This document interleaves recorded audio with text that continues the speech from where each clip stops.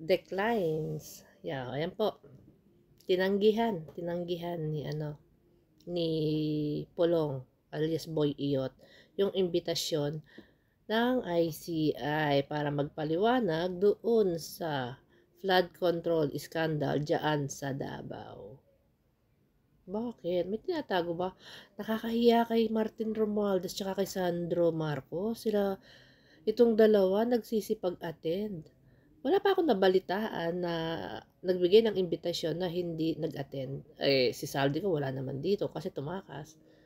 Bakit tumatanggi si Pulong? Bakit? May tinatago ka ba, Pulong? Magpapaliwanag ka lang naman doon sa 51 billion mo na flood control. Mariosep, okay lang yan. Okay lang naman yan sa mga DDS. Don't worry. Bali wala sa kanila yan.